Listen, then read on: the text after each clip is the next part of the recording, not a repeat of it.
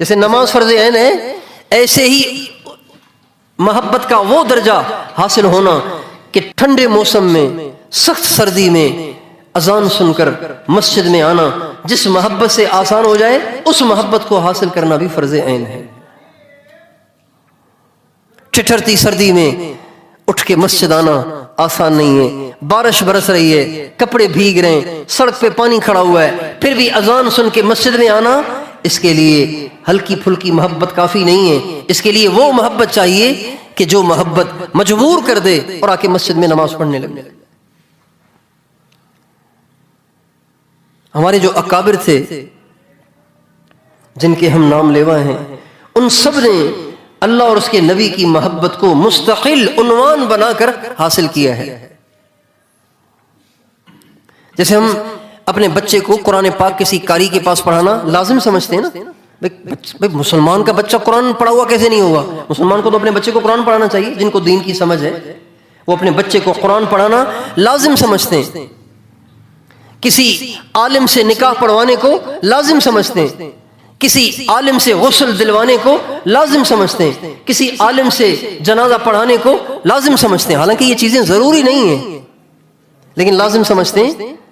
मुसलमान ईमान का तकाजा समझते हैं। इसी तरह जैसे बच्चे को कुरान पढ़ाना जरूरी, बच्चे का खतना कराना जरूरी, ऐसे ही हर मुसलमान के दिल में अल्लाह पाक और उसके नबी की सच्ची कामिल मोहब्बत होना भी लाजमी है। कोई मुसलमान ऐसा होगा जो अपने बच्चे का खतना ही ना कराए? इसको लाजमी समझते हैं। तो इसी तरह हमारे अकाबिर ने उन्वान बनाकर अल्लाह और उसके नबी की मोहब्बत को अपने अकाबिर से सीखा है, अपने अकाबिर की सुबह से इसे हासिल किया है। हमारे हजरत हाजी अब्दुल वहाब साहब जो पाकिस्तान के तबलीग के अमीर थे, वो फरमाने लगे कि एक दफ़ा मौलाना मोहम्मद यूसुफ कांदेलवी रहमतुल्लाह अलैह, जो मौलाना इलियास साहब के बेटे थे, जो उनके बाद जानशीन हुए और दुनिया के अमीर बने, एक दफ़ा वो रायवंड तशरीफ लाए। तो फरमाते हैं वो तालाब पे वजू कर रहे थे, मैं उनके पीछे खड़ा हुआ था। जितनी देर वो वजू करते रहे उतनी देर मेरे दिल में अल्लाह से मोहब्बत का ये आलम था कि मेरा दिल कर रहा था अभी अभी अल्लाह पाक के नाम पे मर मिटूं। जब तक वो वजू कर रहे थे तब तक ये कैफियत बरकरार थी। जो ही वो वजू करके उठ के चले गए, वो कैफियत दोबारा आगे पीछे हो गई। हमारे अकाबिर ने मुस्तकिल उन्वान बनाकर अल्लाह और उसके नबी की मोहब्बत को सीखा है। अल्फाज पढ़ लेना, अल्फाज सुन लेना, अल्फाज याद कर लेना, ये अलग उन्वान है। अल्लाह और उसके नबी की मोहब्बत को अपने दिल की गहराइयों में उतारना, ये अलग उन्वान है। हमारे अकाबिर ने इस पे जिंदगियां लगाई, जिंदगियां खपाई और अल्लाह और उसके नबी की सच्ची मोहब्बत को अहलुल्लाह से सीखा है। अपने दिल में अल्लाह और उसके नबी की मोहब्बत को पैदा किया है।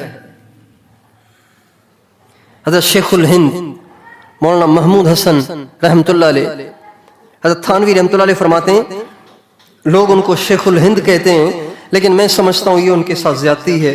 वो शेखुल हिंद नहीं थे, वो शेखुल आलम थे। जब उनके इंतकाल का वक्त आया, तो उनकी आंखें बंद थीं, नींद बेहोशी किसी कैफियत थी। तो एक मौली इलियास साहब थे, मौलाना इलियास साहब तबलीग वाले नहीं, मौली इलियास साहब और थे। वो उनके पास खड़े सूरह यासीन पढ़ रहे थे। वो फरमाते हैं कि अचानक हजरत ने आंख खोली और 3 दफा कहा अल्लाह अल्लाह अल्लाह, जोर से कहा, अल्लाह का नाम लिया, और फिर एकदम चेहरे पे गम के आसार जाहिर हुए। एकदम उनका चेहरा परेशान परेशान सा लगा।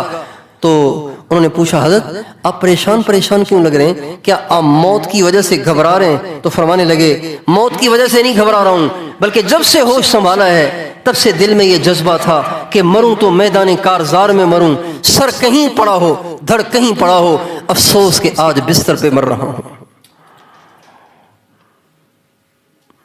निकल जाए दम तेरे कदमों के नीचे, यही दिल की हसरत, यही आरजू है। ये वो मोहब्बत थी जो हमारे अकाबिर ने अहलुल्लाह से हासिल की। आप फरमाते हैं, कसम उस ज़ात की जिसके कब्जे में मेरी जान है, मेरा दिल करता है मेरा दिल करता है कि अल्लाह पाक के नाम पे मारा जाऊं, अल्लाह के नाम पे मार दिया जाऊं और फिर जिंदा किया जाऊं, फिर मार दिया जाऊं, फिर जिंदा किया जाऊं, फिर मार दिया जाऊं। ये अल्लाह से मोहब्बत है ना, अल्लाह से मोहब्बत है, अल्लाह के नबी से मोहब्बत है। आप अलैहिस्सलाम जब किसी सहाबी को बुलाते थे ना, किसी सहाबी को बुलाते थे तो जवाब में क्या कहना चाहिए? हाजिर, आ रहा हूं, जी जी आ रहा हूं, ये जवाब बनता है। लेकिन हर सहाबी जब कभी आप अलैहिस्सलाम से आवाज देते तो वो जवाब में सिर्फ हाजिर नहीं कहता था, लब्बैक भी कहता था, साथ साथ ये भी कहता था नफदीक बि उम्महातिना व आबाइना, या रसूलल्लाह मेरी माँ मेरा बाप सब आप पे कुर्बान हो जाएं। आप क्या फरमाते हैं?